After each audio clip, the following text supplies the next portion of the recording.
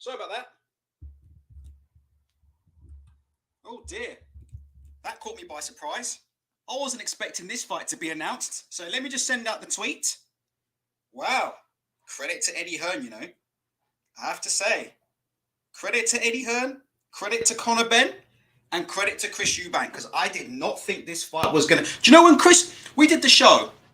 When Chris McKenna, who was the one who originally broke this story, as far as I'm aware, Chris McKenna from the Daily Star, probably one of the most reliable boxing journalists that we have here in the UK.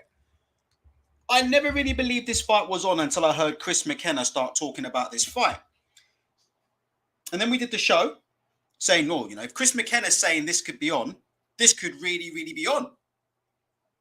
And then it started to go cold, didn't it? Then we started to hear talks about Eubank's not happy about the rehydration clause. Eubank's not happy about the catch weight, etc., etc. And let's be honest, Chris Eubank is flakier than a flake 99, isn't he? He's flaky, isn't it? Chris Eubank. I'm absolutely shocked that Eddie Hearn's actually got Chris Eubank Jr. to sign a contract. How long has Eddie Hearn been trying to get Chris Eubank Jr. to sign a contract? What, since fucking Golovkin and Brook, innit? Eddie Hearn's been trying to get Eubank to sign a contract for the best part of fucking 5 years. And he's finally pulled it off. Unbelievable. Hello, Popcorn Boxing. Hello to Mark Stanton. Evening all, Phil. Yeah, so bear with me. The prep hasn't been the best. Do you know what? I was trying to find some footage of Chris Eubank on the pads because we're going to talk about the technical ability of these two in a minute because there's a lot lacking in the technical department when you look at both Eubank and Benn. But we're going to talk about it in a minute. So I was late. I was trying to drum up some footage of classic Chris Eubank on the pads. There's one classic video of Chris Eubank on the pads with Roy Jones Jr. And I think he's doing like 5 jabs in a row and it looks like he's having a fucking seizure and we all had a good laugh over it. I mean, listen, great fight to watch, absolutely. Pay-per-view, it must be pay-per-view. There's absolutely no way that I could say that this ain't pay-per-view. Meanwhile, yeah, fucking, what is it? Joe Joyce and, what's his name? Joseph Parker, yeah? Well, that's pay-per-view, but this ain't, so... It is what it is. And actually, do you know what? I'm just glad to see some good British boxing coming up, to be honest. Regardless of what channel, what network, or what promotion it's on. We've got the news about Parker and Joe Joyce to look forward to. We've got AJ Johnston, who's going to be getting in the ring in 2 weeks against Usyk. Yeah. And so finally, we've got some fights to look forward to. So first and foremost, tonight's all about you, really. Give me your comments. The first thing is, the fight's on. Let me tell you something. If I said to you, I believe this is on when I see Chris Eubank Jr. getting the final instructions, would you agree with me? Press 1 if you'd agree and press 2 if you disagree. Man, Chris Eubank Jr. flakier than a flake 99. Jeez, I don't trust Chris Eubank Jr., with this man's track record for saying he's going to fight X, Y, and Z and then not fight them. I'm just saying, I'm looking forward to this fight. I'm not sure how good the fight's going to be for Conor Benn. We'll talk about that in a minute. I'm not sure why Conor Benn's been moved in this direction. But Chris Eubank Jr. reminds me of one of these, man. Chris Eubank. The man's a flake. Eddie Hearn been trying to get Chris Eubank Jr. to sign a boxing contract for the last 5-6 years. Last time Eddie Hearn tried to sign a deal with Chris Eubank Jr., he pulled out of it at the last minute and Kell Brook had to step in and take the beating for him. Do you remember that? Absolutely outrageous. But yeah, I don't trust Eubank, So like I said before, looking forward to the fight. Credit to Eddie Hearn for making the fight, getting the fight over the line. Credit to Conor Benn. We'll go through that in a second. All the credit in the world to Conor Benn. Big risk from Conor Benn. A big risk he doesn't really have to take. So all the credit in the world to Conor Benn. But I need to see Chris Eubank Jr. step in that ring because I'm telling you now, it wouldn't surprise me. It would not surprise me. A week before this fight is done, we start hearing rumblings about catch weights or contracts. It just would not surprise me. With them Eubanks, anything is possible. Let's have a look. Right, so what do you guys think then? You guys, Adam Turk thinks too. So you think this is Eubanks definitely getting in the ring? Oh, we'll see. We're here before. Adam Turk says it's an easy Eubank win. Benn could end up eating through a straw after this. Well, I'm not sure about that. Can't see how Eubank loses £5. He's already ripped at 160. Do you know what? I've gone on live and I don't even know what the catch weight is. Here we go. This is the official statement from Conor Benn. To me, this fight is personal. It's more than titles and rankings. This is unfinished business between our families. All I know is that from my side, this will be an all-out war, last man standing. Neither will give up until the last bell rings. So look, it is what it is, isn't it? And we all know Nigel. Nigel wants a Benn W Eubank L so bad, you know. We all know Nigel wanted that win over Chris Eubank very, very badly. In my opinion, he was a bit robbed, in my opinion, in that second fight. First fight was conclusive. But for me, the second fight, Nigel Benn adjusted. And for me, he did more than enough to win that second fight with Chris Eubank Jr. We all know the story about that fight. Did Nigel Benn ever get over that draw with Chris Eubank Jr. the second time around? I don't think Nigel Benn ever got over that. I think if you look at the documentary, that was a classic documentary, Gladiators, where Eubank and Benn trained as gladiators out in Italy for, I don't know, about 3-4 weeks. And that was shown on Channel 5 on primetime TV. You can go and see that on YouTube. I think if you go and see the documentary, Gladiators, Eubank and Benn, I think it's quite clear. Benn never got over it. I think if you look at Nigel Benn, who was trying to make a rematch with Chris Eubank Sr. himself. Nigel Benn was trying to make the third fight with Chris Eubank all the way up to a couple of years ago. I don't know if you guys remember. And they were discussing it on IFL TV, and at one point it looked very close. And then what happened? Chris Eubank did what Eubanks do. Pull out at the last minute.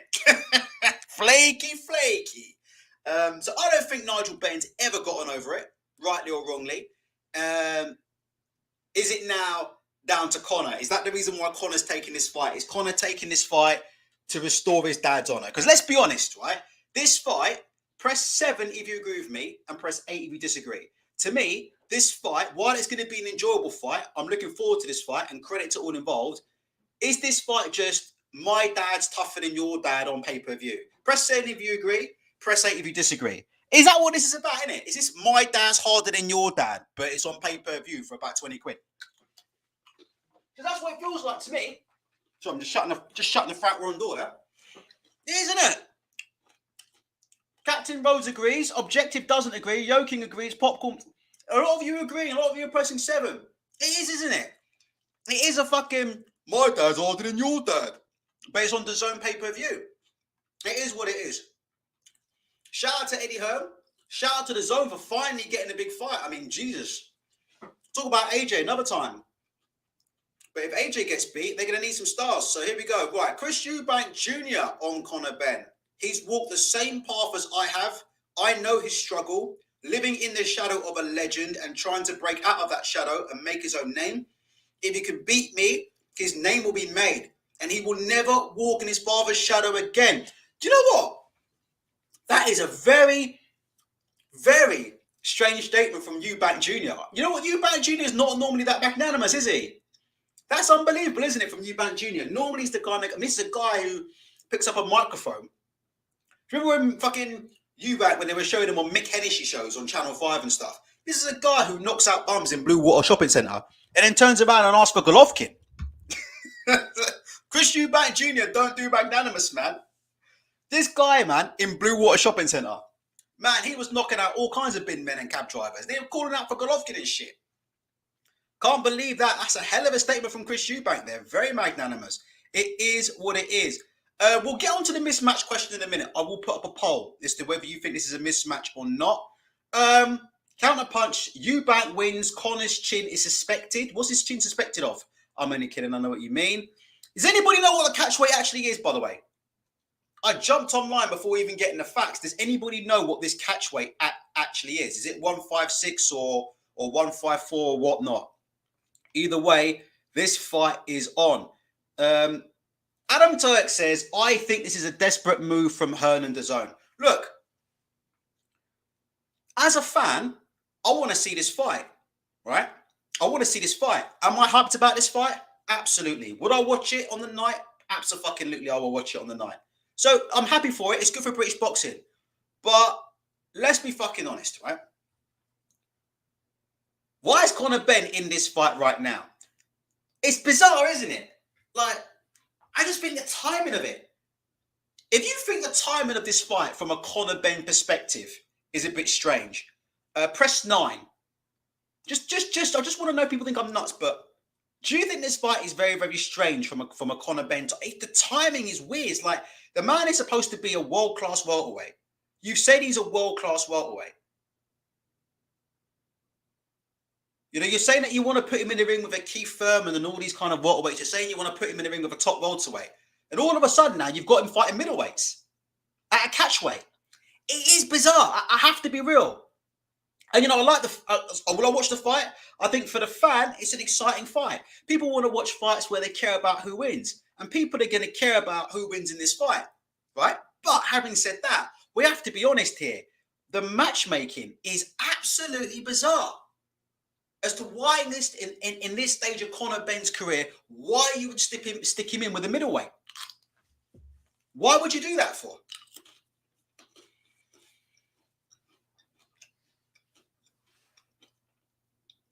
Popcorn Boxing says, Eddie Hearn, I think, needed this big paper. I want to be honest and give you my opinion, right? And this is an uninformed opinion, right? So if this turns out to be total bullshit, then I will apologize, okay? But I have to be honest with you, right? Credit to Eddie Hearn for getting this fight done. Credit to the two of them for signing. I'm not hating on the fight, but I have to be honest, right? The same way I said Anthony Yarde versus Artur Beterbiev is the biggest mismatch of the year in boxing. I think that's a disgusting mismatch. Anthony Yarde versus Artur Beterbiev. You know, that fight should never happen, right? I wouldn't put this fight in that league.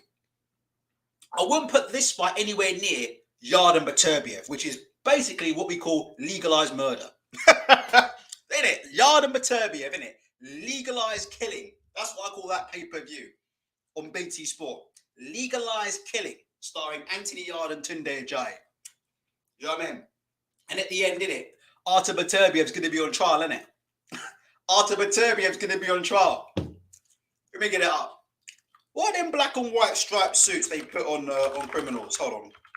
Them black and white striped suits they put on criminals. Actually, no, they're going to put Beterbiev in the orange jumpsuit. That's what's going to happen. I'm telling you after this fight, man. Artur Beterbiev's going to be put in one of these. Look. That's the Tunde Ajayi, innit? Courtesy of Tunde Ajayi, innit? You're going to see Artur Beterbiev in one of these, innit? It's going to look like the O.J. Simpson murder trial. Johnny Cochran up there representing Tunde and Anthony Yarde, innit? Fucking hell. What's the point in that? So look, I wouldn't put that, on the same level as... I wouldn't put Benn and Eubank in the same level as this. But it is absolutely bizarre, man. And I want someone to ask Conor Benn that in this interview. What is this all about? Why now? Because we know fighters mostly will fight anybody, innit? These fighters will fight anybody, but it's just strange, isn't it? Do you think, does anybody here, before we get on to the predictions for the fight, does anybody here think that this fight is happening because DAZN don't have Anthony Joshua's next fight and they need something big?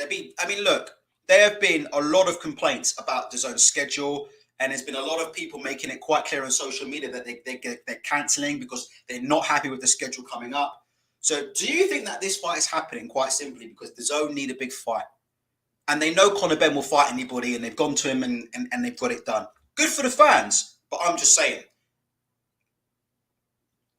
If you're a top welterweight, and if you're on the verge of fighting welterweight champions, or if you're on the verge of becoming a welterweight world champion, why are we putting you in the ring with a fucking middleweight?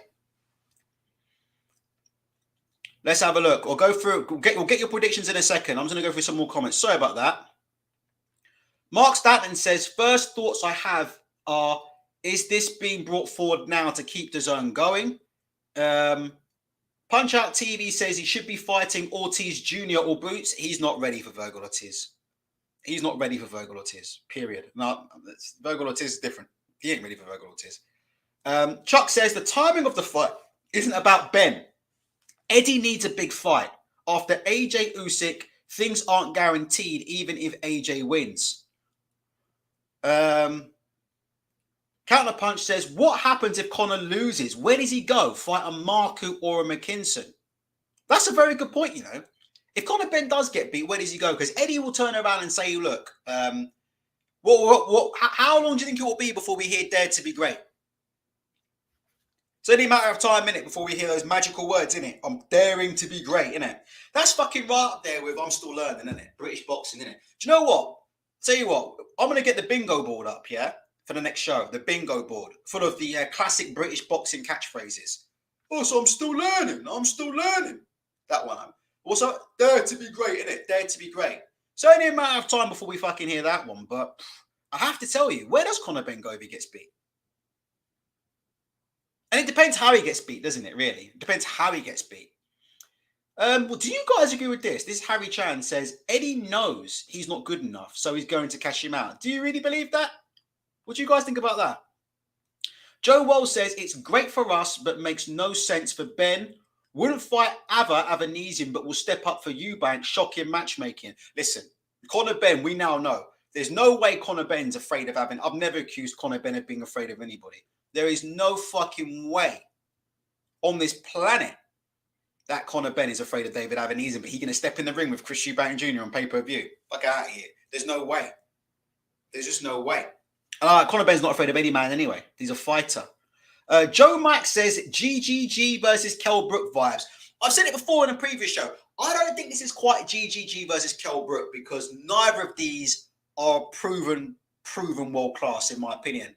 Press 5 if you would agree with me, and press 6 if you disagree. Neither of these two, Eubank and Benn, are certified world class. I think both of them are fringe world level. I don't think Chris Eubank Jr. has ever proven he's world class. Certified world class in his career. Got him with Billy Joe Saunders and got his head jabbed. I mean, we'll talk about Eubank in a bit. I mean, listen, I know people that went and sparred in that gym every fucking week.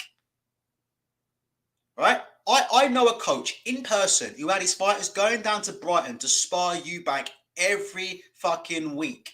They were going to Brighton every single week. They were going down to Brighton and sparring Eubank. So I know the kind of levels of fighters that have given Eubank problems. Eubank's been given problems by fighters who are good fighters who I've met, good fighters, but with no disrespect, you wouldn't know who they were. I mean, these guys, I'm not even sure if some of them ever went on to fight for Southern Area. I mean, they were good fighters, but for whatever reason, some of them didn't even go on and fight for Southern Area titles. And they're on camera giving Eubank trouble. I mean, this was many years ago, fair play, but I don't think Eubank is certified world class. And I don't think Benn is certified world class either. I think they're both fringe world level. And they like I said, they both lack fundamentals. Let's talk about lack of fundamentals just before we get onto your comments. Let me tell you something here. I'm going to play this video for you. All right? We don't need sound. So just give me a sec.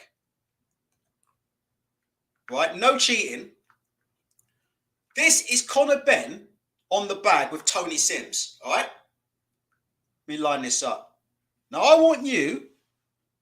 want some eagle-eyed person to tell me, is there anything you notice that's odd about what Conor Benn's doing on this bag? Anything you want. Is there anything odd that you notice about what Conor Benn is doing on this bag, right? Because I'm making this point to illustrate the sort of the lack of fundamentals that these two have and why this is not quite like Golovkin and Brook, because Kell was the best welterweight in the world and Golovkin's one of the greatest fighters that's ever lived. Let's have a look at Conor Benn on the bag. Just drop in as many comments as you want. First one to spot it gets a prize. I've got a few used condoms, so I'll wrap them up in an envelope and I will send them to you.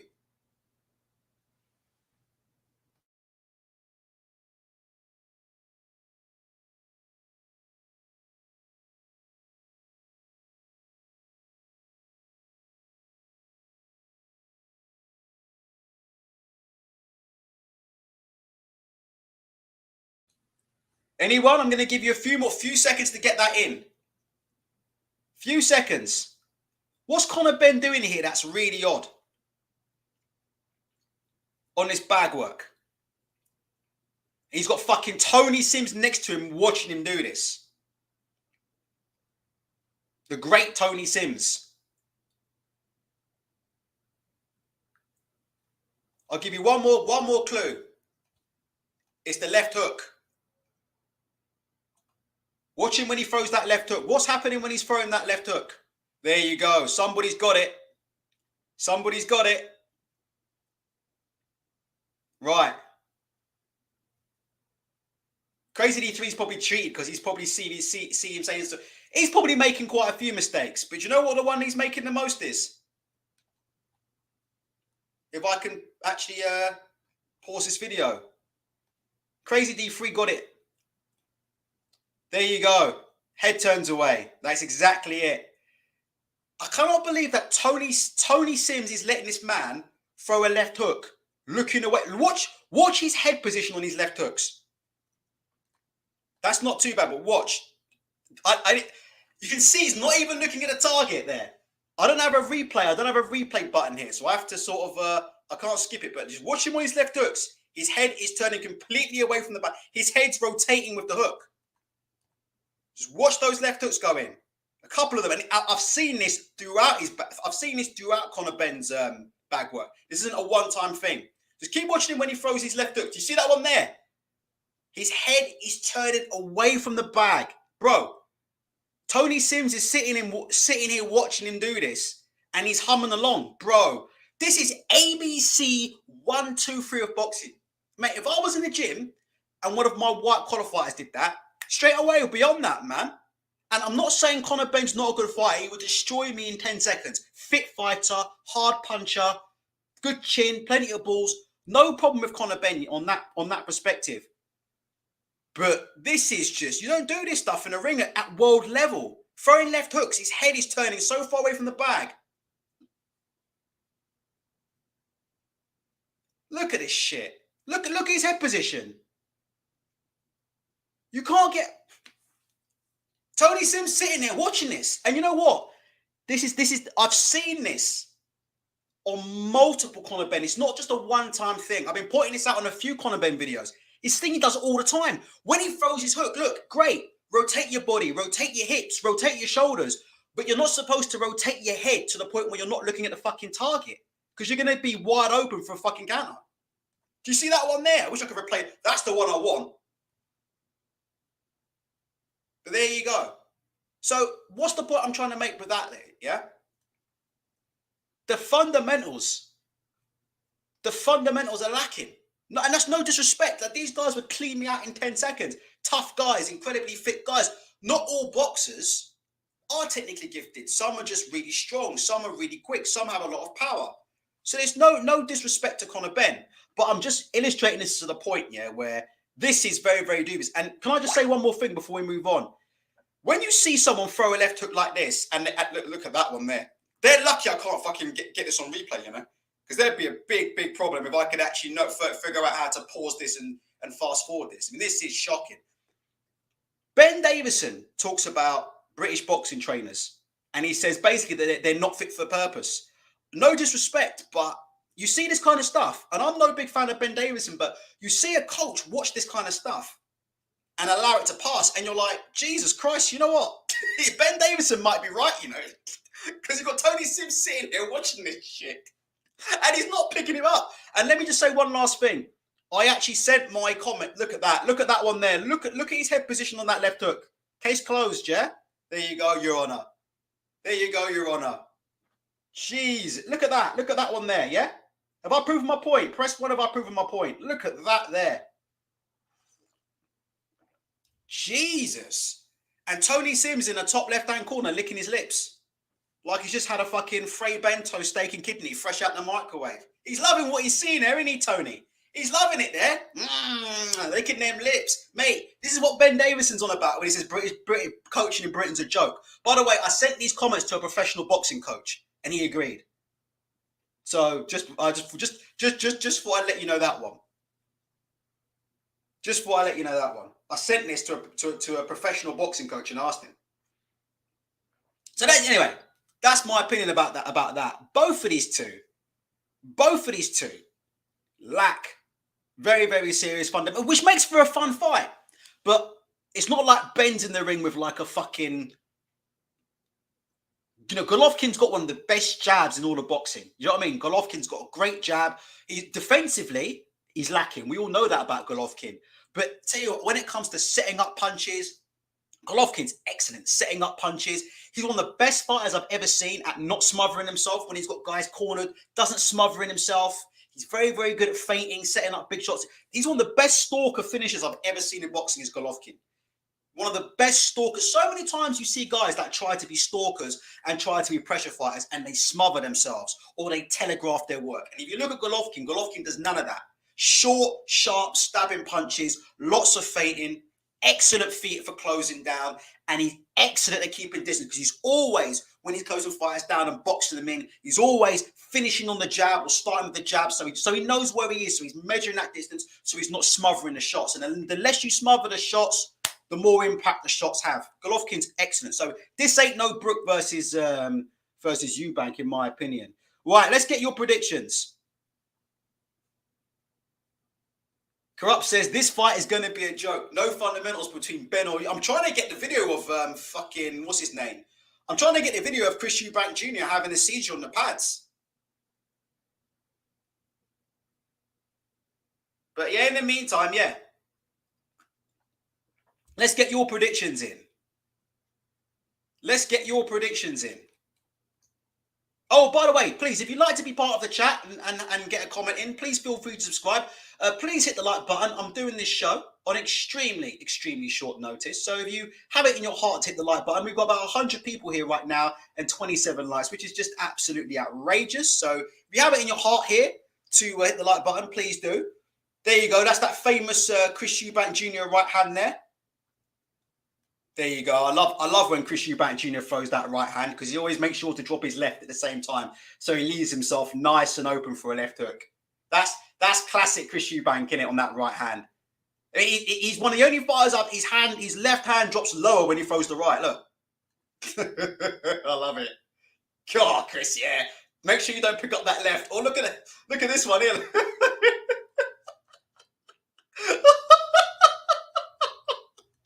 This guy's left hand position is jokes. Jesus Christ. It is what it is. Right, Dave Mills going for Eubank in KO in 4. No way. Conor Benn ain't going. Yeah. Could he knock out Marcus Morrison in 4? I know Marcus Morrison's, he's not a big middleweight, but nah. You got to give Conor Benn more credit than that. Eubank to win with a quadruple left hook. Get your predictions in while we've got this Chris Eubank Jr. power work in the background. Jesus Christ. It is what it is. Good fight. Do you know what? Honestly, I have to make Eubank the favourite. But we'll have to see. Thing about Conor Benn, as we've said before, Conor Benn, the problem with Conor Benn is he's going to have to fight very, very differently to how he's ever fought before. Does that make sense? That's going to be the biggest problem for Conor Benn, isn't it? He's going to have to fight differently to how we've ever seen him before. I can't remember the last time I actually see Conor Benn on the back for actually boxing. Because Eubank Jr. is a guy that is not going to be able to walk through. This isn't Chef Algieri, yeah, or Chris Van der Heerden. So Conor Benn ain't going to be able to just jump in the ring, let his hands go, and get this guy out of here in a couple of rounds. He's going to have to really work himself into range. And you know what worries me about him? You know what worries me about him? About someone like Conor Benn, like I said before. It's a bit similar to what we said in the White and Fury fight. Obviously, that's not the same fight. But when you're trying to get into range against the bigger man, yeah? As you can see, Conor Benn's got very, very good head movement, right? I will say something as well. Feinting your way in and head position is going to be really, really important when, to close the distance. Try not to look away. Try not to load up on big left hooks and look away from the target against Chris Eubank Jr. Because you might find yourself on the end of something very, very not nice. But he's going to have to show feinting to get inside Eubank as well. Because you've got to think Eubank's going to start off behind the jab, and keep him turning behind the jab and probably try and walk him onto shots early on in this fight. And then as it goes on, then Eubank will start coming into it later down the stretch and start putting it on him a bit. But you would think Eubank's probably going to start on the jab, yeah? Start on the jab, and that's what he's been doing even in Liam Williams' fight. On the jab, lateral movement, and trying to turn and circle, and keeping Benn turning. So let me tell you, Conor Benn might have a bit of a time, yeah, trying to get into Eubank. So we'll have to see. You might have to show a level of craft that we haven't seen, because to me, what I've seen from Conor Benn in a lot of his recent fights is a lot of loading up, a lot of telegraphing, and a lot of wild swinging. Well, against Eubank, he's probably going to have to feint his way in. We're going to have to see more setups. And we're going to see. Richard saying Eubank by Hadouken. Adam Turk is saying Eubank early. Let me tell you one reason why I think Conor Benn's got a chance to win this fight. I told you before, Chris Eubank Jr. takes a lot of breaks. he takes a lot of breaks in fights, you know, Chris Eubank. He takes a lot of breaks in fights. Tell you right now, Conor Benn is going to make this dude work. That's one thing I will tell you now. Conor Benn is going to make this guy work because Chris Eubank takes a lot of breaks in fights, you know. You know what he's like in fights, Chris Eubank Jr. Likes to go walking around the ring and posing and taking breathers. Like I said before, Chris Eubank Jr., I've never really seen him work 3 minutes of a round.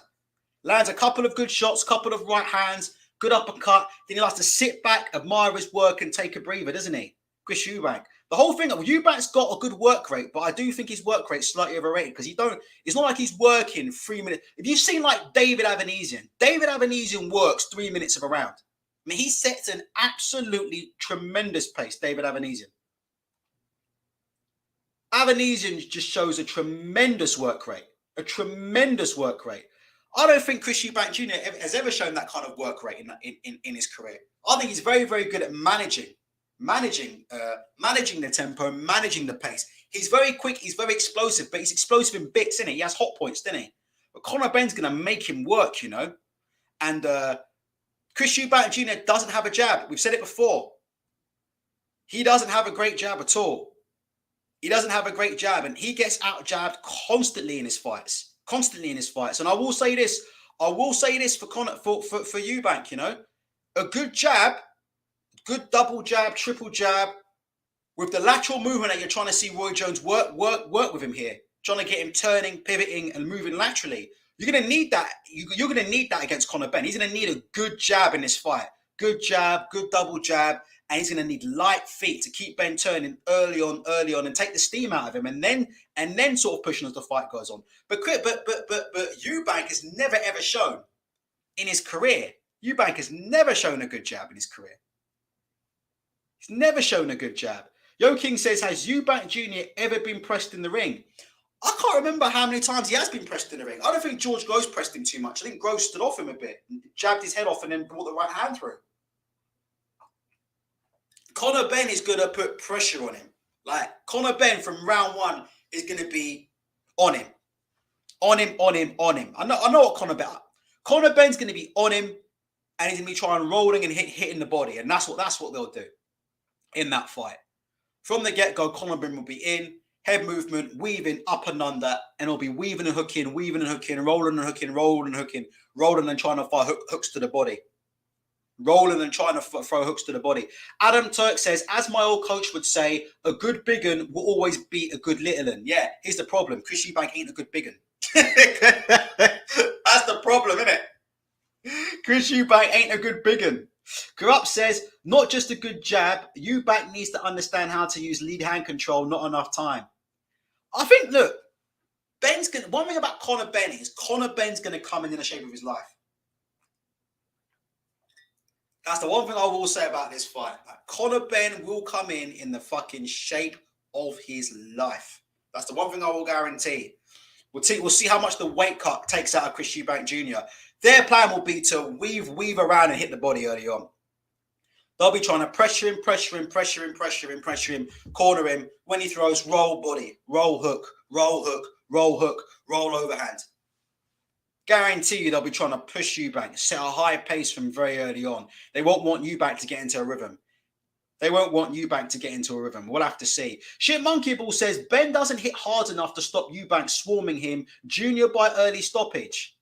Corrupt says, Ben will be reckless just to avenge his dad's loss. Do you know what? Honestly, I'll make Chris Eubank Jr. the favourite to win this fight. But I'm telling you, don't sleep on the fact that Eubank has no jab, okay?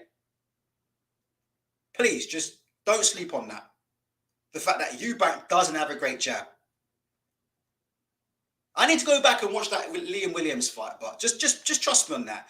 Eubank doesn't have a great jab, and he's not a great lateral mover. You know what? Honest to God, I can see Eubank getting caught on the ropes in this fight, you know. He ain't a great mover. And he hasn't got a great jab. Like I said before, this fight is the battle of my dad. Who's harder, my dad or your dad? Slash who's got the worst fundamentals? Eubank dropped Williams with the jab multiple times. Yeah, but Williams, I'm telling you, that's not right. Williams looks shot. But maybe Eubank's developed a Golovkin jab. But I'm not expecting him to do that to Conor Benn, but we'll have to wait and see. No, seriously, it's the job's against Conor Benn, but I can see a way, you know, because I'm not convinced about Eubank's. I'm not convinced about Eubank's gas tank when somebody's on him. And if he can make it rough, make it tumble, I don't think Eubank. I'm not sure. It's not a guarantee for me if Eubank's going to be able to hold him off long enough with that jab, but we'll have to wait and see. Chris S says, we'll stay for another 10 or so minutes. Get your comments in.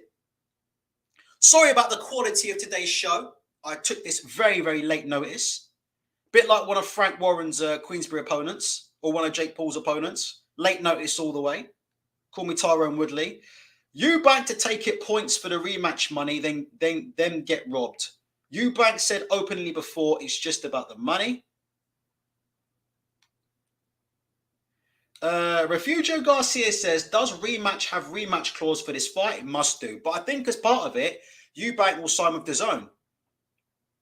So I'm not sure if Eubank's going to get screwed because from what I understand, Eddie Hearn's got the option on... Eddie Hearn has an option on Eubank. So he doesn't need to screw him because it's not like he's going to beat Benn and then piss off DAZN. So as I understand it, Eddie Hearn has an option on Eubank. So Eubank will be fighting on DAZN. Here we go. He's the main man's here. Glad to have you here, Chris. Chris will be coming on to do the Anthony Joshua stuff for us. We'll talk about that next week. We're going to do it on Fight Week. All right, let's have a look. Chris says, I really don't think this is the mismatch people assume. Historically, the light middleweight division didn't exist, and there are many examples of welterweights stepping up one division to face middleweights, and they were great fights. Do you know what? I don't know if you've heard what I've said tonight, Chris, but could this be a mismatch? Yes, it could be, but on paper, I don't think it doesn't scream to me big mismatch. If that makes sense what I'm saying, Chris. I think when they get in the ring, this could be a good fight.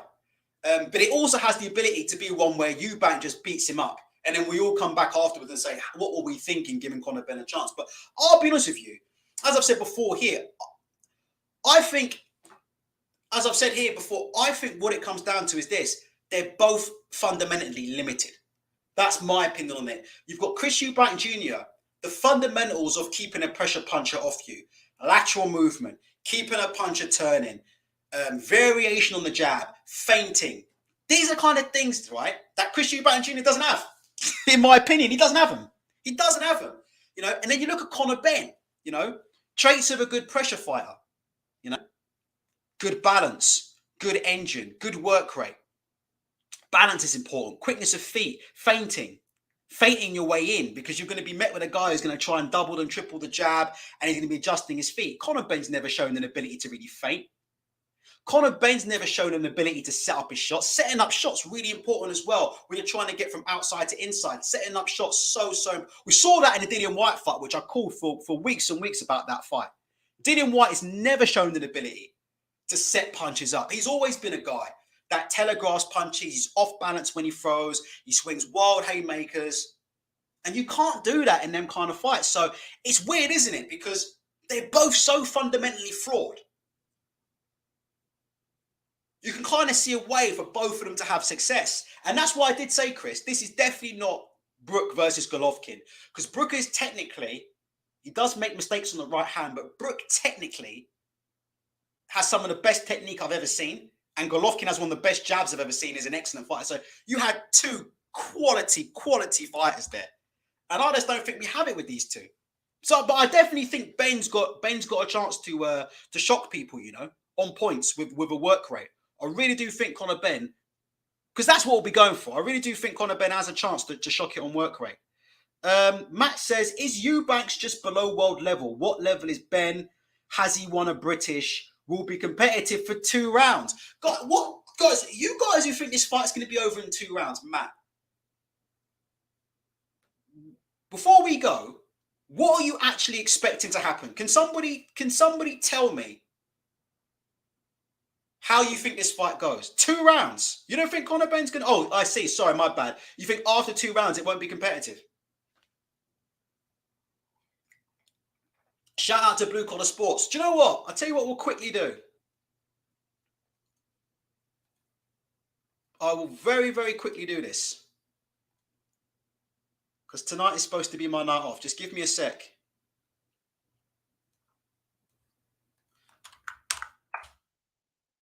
There's the link. If anybody wants to quickly pop on and give their thoughts about this fight, I will give you a platform very, very quickly. So we'll stay for another 5 or 10 minutes. But if anybody wants to quickly come, I'm interested. I can't believe I'm sitting here. You got me sitting here capping for Conor Benn. Technically, I've been one of his biggest critics. I've shown his bag work today. His bag work leaves a lot to be desired, as we've shown. Looking away from the bag while throwing. But if anybody wants to call in quickly and give their opinions, quickly, the link's in the chat. Feel free to call in. Let me just turn on my speakers just in case. I don't know if we'll get any, but just in case. Look, stuff like this. Eubank beats him. What was the one about Eubank's going to boxing madness? I honestly think Benn is getting blackwelled. Jesus Christ. Crazy D3 says Tony Sims to throw in a towel in round 5. Mate, Tony Sims will be sitting there licking his lips, telling Conor Benn he loves what he's seen. Haven't you seen this bag work from Tony Sims? Haven't I shown you his bag work from Conor Benn and Tony Sims? Look at Conor. See Tony Sims licking his lips. He loves what he's seen on that left hook. Go on, Con. Yeah, that's it, Con. Look away when you throw the left hook, Con. Don't look at the target, Con. Lovely, Con. Isn't that what he tells him? Crashing it in the gym. So listen. Tony Sims ain't throwing in no damn towel. You can guarantee you that. If anybody wants to quickly call in, I will leave the link very, very quickly, just in case. I'm interested to see. So we'll do some final wrap up in the meantime. Let me just. So I'm just going to try and pin something. I am all over the place tonight. Absolutely all over the place. And please hit the like button. Please hit the like button, because I tell you what, nowhere else on the internet will they be showing you Conor Benn's dodgy bag habits. Nowhere else. Right, so let me go back to StreamYard. Jesus, I'm all over the place. All righty ho. Corrupt says Pat McCormack beats them both on the same night. I haven't watched that, but this is probably Ben Davison's burner account. Shit Monkey Ball says steamrolling washed 140 pounders with no punch resistance is hardly the best prep for fighting a middleweight with a granite chin. And you know what? Listen, that's a very, very good point. When was the last time we really saw Conor Benn? And look, some of this is down to the improvements he's made, right? Mainly physical, because if you look at Conor Benn when he fought Payernode, and if you look at Conor Benn now, I mean, that is some physical transformation, yeah? Jesus Christ. I mean, do you remember the guy when he was going life and death with Payernode? I mean, fucking hell, look. This is some physical transformation. There you go. That's Conor Benn. That was Conor Benn when he fought Payernode. I mean, he looks. So I'm just trying to get up here. He looks physically very different to me. He looks a lot more thicker and a lot more heavy set now. Oh. So you brought up a good point. And this goes down to the point about the matchmaking, doesn't it? And I've said this before about Conor Benn, right? And I will say this. We're about to find out yet again. You know, British boxing, we keep hearing about learning fights. Well, we're about to find out what these fighters are learning, you know. We're about to find out what Conor Benn's really learned. Because you know what? He hasn't been in a... Let me get his box rec up. Let me cheat and get his box rec up. When was the last time he was in like anywhere near a 50-50? Can somebody tell me? Conor Benn. Or am I wrong about that? Let me cheat and get up. It's resume. You get the resume up here. It wouldn't be a YouTube boxing show if we didn't get up the resume, would it? Resume. Let's have a look at his resume. Right, let's have a look. Since Payernode, he fought Joseph Zdradenik, Jusico Vidia, Steve Jamoy, who's the brother of former Scott Quick victim Stefan Jamoy, Sebastian Formella. Didn't he get him with Sean Porter? They were making a big deal out of him at the time. Let me zoom in. Look. If you haven't hit the like button, look, hit the like button now. Look, this is a real YouTube boxing show. We're going through resume. Resume! Samuel Vargas, Was that after? I think that was this after he was beaten up by Yo King's coming on. Oh, my brother Yo King's coming on. All right, let me get Yo King on. Let me interrupt this thing. Hold on. You good, Ultra? Yo King, just give me a sec, yeah? Do you know what I've done? No problem, brother. I can't hear you because I haven't turned on my fucking headphones. I'm a All good, man. Okay, just start talking. I'll bring you in.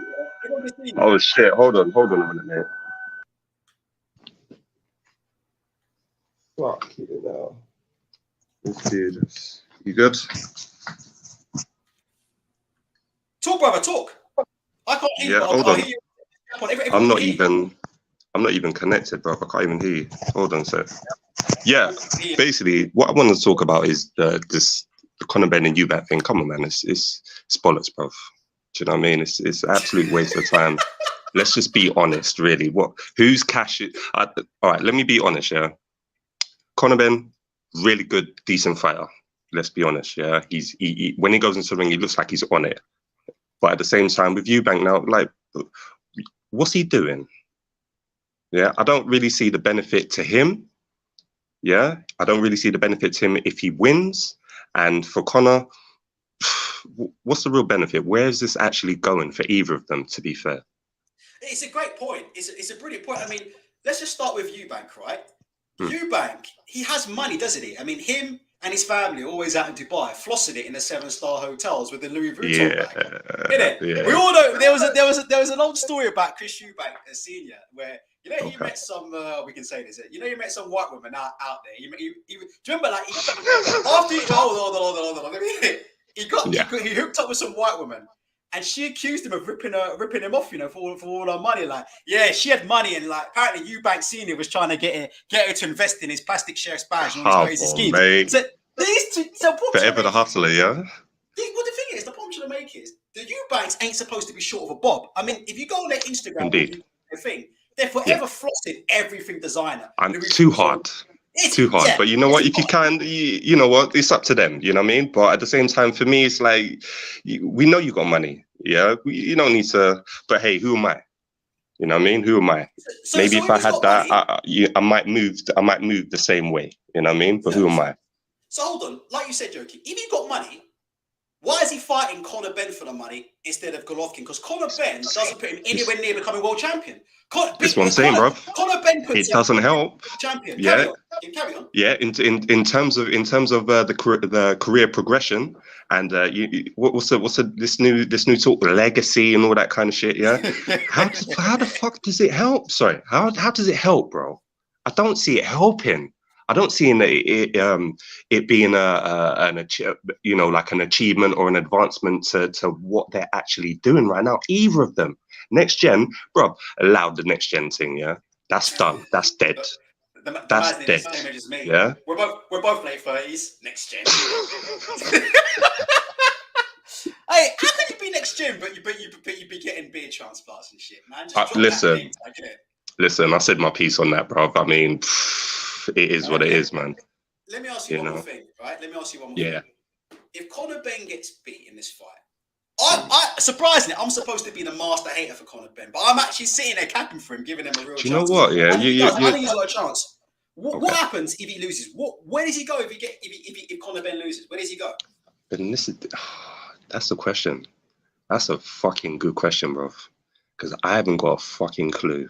I don't have an idea as to the benefit of this, let alone if you fucking lose, where do you go from there? Well, you're gonna call out who are you gonna call out next? Do you see what I'm saying? They won't. No one's really put this way. If he loses, yeah, on the path that he's on right now, and and this thing happens, if he loses, yeah, no one's gonna look at him like it's worth it. Do you see what I'm saying? It's from my perspective, looking from the outside in. Yeah, no one's gonna take him serious no more. Do you see what I'm saying? Yes, you're a good fighter. Yes, you got your dad's name and whatnot. Great, but really and truly, you might get frozen out. Do you know what I mean? Listen, I 100% think you got a good point. Listen, Benn's been marketed at the minute as a wrecking machine, right? As a destroyer. Yeah. Now, even though there's no shame in losing to Eubank, if he was to get beat by Eubank decisively, well, the first thing is he's going to need a comeback fight. So straight away, he won't be fighting anybody at welterweight. No way, anybody decent at welterweight anyway. Yeah. I wonder if he's going to make any adjustments in his camp, because obviously he's going to be fighting a bigger man in his camp. And he's been fighting at a catchweight, so he's going to have to go back to fighting his actual proper weight again. He's going to have to go back to making 147 pounds again. He's going to go back to making welterweight in a tune-up fight. Mm-hmm. Even before, right, even up till now, Match have been reluctant. Oh, excuse me, right? It looks like the big fights haven't been happening. We haven't seen a Benn versus Ortiz, a Benn versus Ennis, a Benn versus anybody at the minute. Yeah. So why the fuck would he lose to Eubank and all of a sudden we start seeing all these fights that we want to see him in welterweight? It doesn't look like it, does it? It looks to me like if he gets beat by Eubank, we ain't going to see Conor Benn in a decent fight for a good fucking 18 months. He's chilling. If he loses after this year, bro, he's chilling for a while. Yeah, I'm just being honest, bro. Yeah, and you know, I don't hate either of them. Yeah, and I don't dislike really either of them. But again, in terms of their progression in the sport, in the craft, I don't see it, bro. Yeah, if Conor loses, yeah, the train stops, bro, for a long while. Yeah, and if it starts moving again, they're gonna have to pull something from deep out of their ass, yeah, to get it moving again. I'm just being honest, bro. That's my opinion on it. Do you know what I mean? One last thing, and I'll let you go. Do you think, how much out of 10, right? Out of 10. I want to give you something out of 10. Out of 10 before you go. How much out of 10 is this Nigel needs to get his win back over Eubank? Who said that again? How much of this fight out of 10 is about Nigel needs to get his W over a Eubank? I just wonder, out of interest. It could be 0.5 out of 10, 1 out of 10, 2 out of 10. But I'm just wondering how much of this is, look, Nigel needs to get that W over a Eubank, or maybe, you know, maybe the son feels obliged to get the W over Eubank for his father's behalf. But to me, a lot of this just seems to be, it doesn't make, in terms of Conor Benn's progression at welterweight, it doesn't really make much sense to me. So the only thing I can possibly think is, he's trying to just basically fight for his father, isn't he? I think so. You made a good point on that. Do you know what I mean? I don't really see no real needle between the two young men. For me, it's more if it does happen, if it does materialize, definitely their dads are going to be in their ear saying, "Listen, boy, don't you dare lose up in there." You know what I mean? Because again, it's really going to be, like you said, it's really going to be about the dad's reputations, isn't it? Do you know what I mean? Yeah, really and truly, it's going to be about the dads. It's not going to be about Conor. It's not going to be about Chris Jr. Really, yeah. It's going to be about Benn, Eubank, Benn. Yeah, and we're talking about seniors. Do you know what I mean? Let me tell you, if Chris Eubank Jr. loses this fight, his dad's going to send him back to boarding school. 100%. He won't be allowed back in the house. 100%. Do you remember when he was on Louis Theroux, when Eubank was on that Louis Theroux show? Chris Eubank was on Louis Theroux, and I think at the time Chris Eubank Jr. was at boarding school, isn't it? He's going back to boarding school, you know. 100% he loses this fight. 100%. His bag's going to be packed by the time he gets the door. I was getting the uniform and everything. You know what I mean? Real talk. All right, brother. Thank you for coming on, bro. Respect, brother. When we do a shopping show, I'm going to do another shopping show, but I don't know how many you're going to turn up for it. But turn up for that one. We'll go through it. No problem, bro. No problem. Love the show, man. Yeah. Respect. Love. All right. That's my brother, man. That's my brother. That's my brother from another mother. Yo, King. Right. Games You Love says, I don't think Nigel cares. I disagree. I'll be honest with you. I really, really disagree. I'm not saying Nigel's pressuring him to take the fight, but for me, Nigel's the reason why this is happening, isn't it? That's how I feel. Press 3 if you disagree with me. Yeah, Blue Collar, if you want to pop on, I know you don't like coming on too much, but if you pop it, Blue Collar, if you want to pop on, take the link and give your thoughts for 2 seconds. If anybody wants to pop on, you've got 5 or so minutes left. The link is pinned to the top of the chat. Please hit the like button. I've done this show. I've pulled this show out of my ass. Do you know what I mean? I'm pulling this show out of my ass. I've gone right into the Queensbury Promotions vault, to drag this show out. So if you want to be a part of the chat, please feel free to subscribe. If you'd like to have your quick say I won't even talk. I'll just let you have your say. Have your say on the fight, who you think is going to win, and chip in. All are welcome. And now's your chance, really, because I've got to start doing prep for Anthony Joshua versus Alexander Usyk shows next week.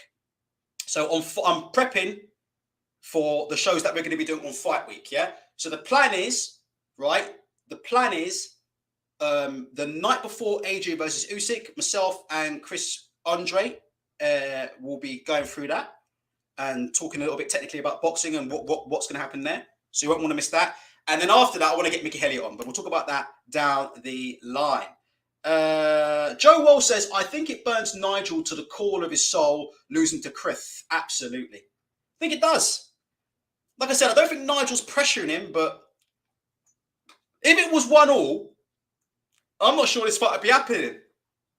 I think one of the reasons why the fight's happening is because Ben ain't got his Ben needs to get that W, didn't he? That he's never managed to get. Abdul, yeah, are you going to do a live verse for AJ versus Usyk? Maybe not live, but maybe a post fight. So we'll have to wait and see for that. Ryan Power says, didn't Ben and Eubank recently do a tour chatting about their fights? Top pals now on the hard sell. Listen, Eubank Senior is going to be in his absolute element. I mean, I tell you what, let me get something up for you as a present for all of you guys. Do you guys remember that Eubank intro that I used to have? Let me see. I might still have it, you know. Do you guys remember that Chris Eubank intro I used to have? Hold on. Let's have a look. I think I have it, you know. Oh, I'm loading it now, yeah. Do you remember that Chris Eubank intro? Yeah. The previous channel owner used to have. So we'll have to wait and see. I'll play that in a minute. Stephen Jordan says, I bet the face-off show. That's a great shout from Stephen Jordan. Jesus Christ. They are going to do that, aren't they? Ben versus Eubank, the gloves are off. That is going to happen, isn't it? They're going to do a gloves off with the dads, aren't they? 100%. You know that's coming, isn't it? That's how desperate they are for pay-per-view, isn't it? What a shout there by Stephen. You know that's coming. Face-off. Ben versus Eubank, the dads. You know what they should do, yeah, if they were real G's? Hold on. Do you know what they would do if the zone really wanted to change the game? Do you know what the zone would do? Do you remember this game, yeah? Marvel versus Capcom 2, innit, yeah? Remember this game, like Marvel versus Capcom 2, and you just have like, it's like 4-on-4, 2-on-2. And a man get beat, man just drop in, and man just swap in for another man. That's what they should do. It should be Conor and Nigel versus Chris and Chris Jr. Press 1 if you agree with that, innit? That's how it should be, innit? The 4 of them together in a room. It should be Conor, yeah? And Nigel versus Chris and Chris. And it should be a tag match. That's what it should be. It should be a tag match. And they should go and slag each other off about everything. Slag each other off, everything, blah, blah, blah. And then one wants to come in, one has to tag in. Tag. That's it. Yeah, tag team. Yeah, tag a man in mid-round, you king. Tag a man in. Literally. It's a shame we ain't got Johnny Nelson for that. And they should force them. Yo, you can't talk unless you do the tag. You actually have to do the hand smack. Be like, Chris Eubank, be like, son. Tag him in. Get it on, man. I tell you what, let's just do it. Let's do a 6-man tag because Barry Hearn is the one who screwed Nigel Benn in the second fight, wasn't he? Wasn't the second fight a Barry Hearn fight? And Barry Hearn made it a draw because if it was a draw, that was the only way that Don King couldn't get an option on both fighters, wasn't it? That was the only way Don King couldn't get an option on the winner was if the fight was a draw. And thus the fight was a draw. So look, let's do a 6-man tag, innit? That's what I'm saying for the zone. The zone need the subscribers. Let's do it. 6-man tag. Let's do a WCW 6-man tag. Yeah? Nitro. Yeah? Eddie and Barry. Chris and Chris. Nigel and Conor. They all have to tag in, innit? Last man standing. Let's get it on. Let's go through here. Godson says, I've enjoyed this video. I'll give you a sub and catch you again. I appreciate the support. If anybody else would also like to hit the like button, doesn't cost you anything. as it stands at the minute, I still have a job, which is the reason why we're not doing any super chats. It's funny how that works, isn't it? We have 133 in the chat here. Please feel free to hit the like button if you wish. If you'd like to be a part of the chat, please feel free to subscribe. Let's have a look. Downsy's Boxing says, I thought the dads was on a tour together, all beef squashed. What is this? Were they really on a tour? Let me get all that. Look, I'll show you a real tour. Look. Let me show you this. You get all this tour. This is what it's really going to be, isn't it? Hold on. I'm going to give you an exclusive. 1 second. Let me share this tab. I know a few of you are trying to convince me that the beef ain't real, but it's real to me. 1 sec. How do I do this? All right. Bum, bum. And then bum. Right. Let me know if you can hear the sound when I play this, okay? Let me know if you can hear the sound when I play this. Press 1 if you can hear the sound when this video starts playing. Well, I've had to sum today up really for Maximo. Improvement, definitely improvement. Yeah, in all aspects. And I think with the Shield, the counter. Yeah, that's Chris Eubank Jr. there blocking. For some reason, they got some big bloke trying to attack him with a sword, and Eubank's trying to defend. This is the last time, yeah. This is the last time, yeah, that these two really, yeah, got it on when they were starting to win. From a good Shield position, it's just. Look at Ben. Look, you guys are telling me Ben don't care about who wins. Ben ain't bothered. Look at this shit. Watch this. Look at it. They're fucking running. They're running carrying sandbags, yeah? They're having a sandbag race. Look how competitive this is. Look. Catch him. Blowing himself out. It's not a race, but they can't help themselves. Work. Come on, put the bag up. Pick the bag up. Quick. Come on. Don't let him beat you. Do not let him beat you. Don't let him beat you. Come on. Hey! Come on. That's more like it. Come on. Go on, Maximo. Good. Come on, Maximo. They gave him Roman names and shit. Yo, bro, that's how serious this show was. They gave these two idiots fucking Roman names. They gave these two Roman names. Who? I think Ben is Maximus. And I don't know what Eubank's called. I think they called Eubank Lispuos. But these two even got fucking Roman names and shit. Eubank makes a last dash to finish first, but Ben, fired up by the gladiator spirit, keeps going for a third lap. Come on, Ed. It's the twice last. Come on, Ed. Look at this shit. Come on, man. All this over fucking sandbag race. That's more like it. Come on. Go on, Maximo. Good. Come on. Come on. Eubank makes a last dash to finish first, but Ben, fired up by the gladiator spirit, keeps going for a third lap. Come on, Ed. It's the twice last. Come on. Come on, Ed. Come on.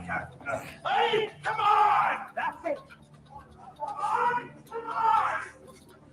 Dad, come on. That's it. Back, Dad. Ready to come with me. Well done, Max. Good effort. Hey. Ben did an extra lap, you know. Do you know that? Ben did an extra lap.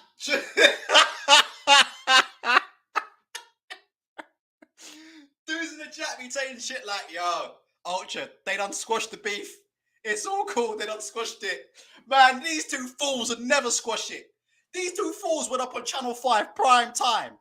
Two brothers giving each other Roman names and chasing each other with sandbags. Let's see if we can find a famous pushing scene as well. When they start fucking going at each other. Fuck yeah, hell. Where's that crap? I'll find it. Here we go, look. 2 marks in. How many have I got mine, eh? When you won the first contest, All right, cool. Yeah. I feel like a man. Thank you so much. You did. You didn't take it like me. I did. You was complaining that I won. Don't give me none of that. The point of fact is, I didn't just beat you. I thrashed you to within an inch of your life. Let's put it. I thrashed you to within an inch of your life. Okay. Good. See you soon, bud. Yes. Yeah, I'm there as well. I'm there as well. Yeah. I'm there as well, mate. It seems good-natured rivalry, but the trainers decide to be on the safe side. You can see he's bubbling. He wants to erupt. I said, listen, don't be a bad loser, guy. This is all in the game. I didn't complain yesterday. Take it like a man. Watching. Oh, here we go. Eubank. I'll tell you one thing about Eubank. Eubank's always in tremendous shape and has a head like a fucking mallet. You know when you go to the fairground, innit, and you pick up that big mallet and you have to fucking hit that bell, innit, and get up as high as you can, and you get a cuddly toy as a prize. Fucking, what's his name? Eubank's got a fucking head just like one of them mallets at the fairground. Anyway, let's carry on. He's back. We want to watch his back. I don't. Even though from time to time there are smiles on our faces, I know that they are plastic smiles. He loves beating me and I love beating him, and that's what it's all about. He doesn't just want to win, he needs to. And there you go. That's why this fight's happening. I should end the show right there, shouldn't I? If you ever want to know why Eubank and Benn is happening on the zone, yeah, on pay-per-view, 8th of October, the O2 Arena in London. Chris Eubank Sr. just told you about fucking 10 years ago why this fight's happening. He loves beating me and I love beating him, and that's what it's all about. He doesn't just want to win, he needs to. And I don't just need to win, I have to. Hold on a minute. Where's the pushing? I will go off. Where's the pushing? I'll find it. Anyway, I'm gutted about that.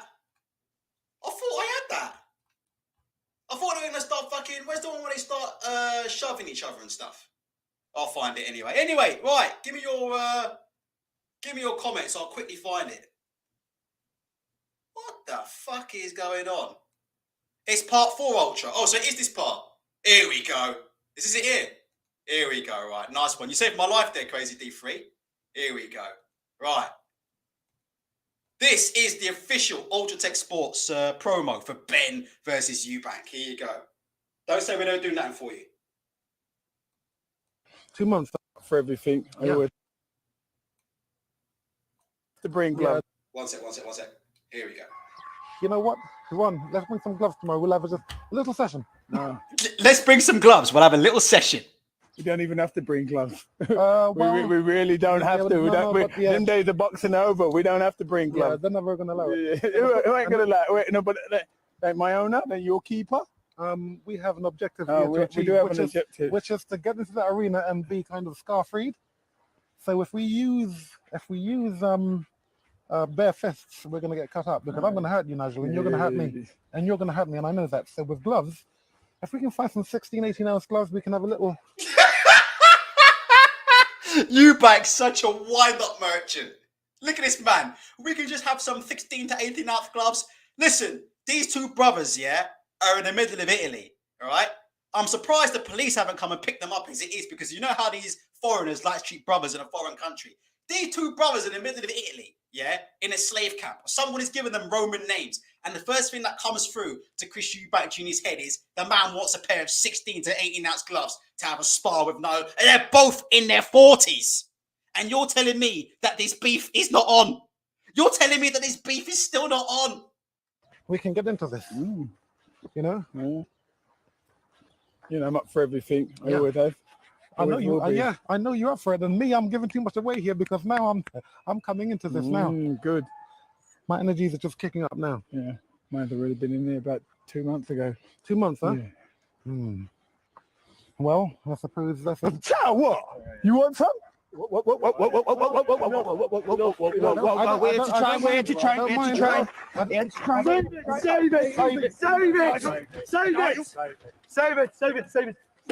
Save it, boys. Boys, hold on a minute. Let me just. I want to talk to him. Oh, fucking Chris. I thought I talked to him. Jesus Christ. I want to talk.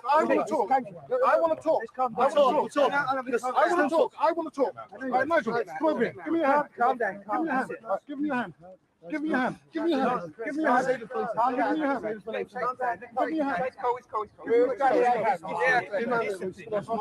Right now, you push me, yeah? Okay. You got one up.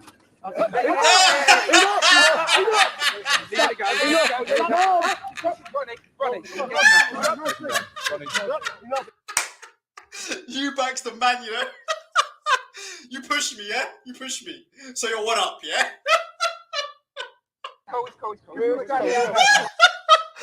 Eubank so crafty, innit?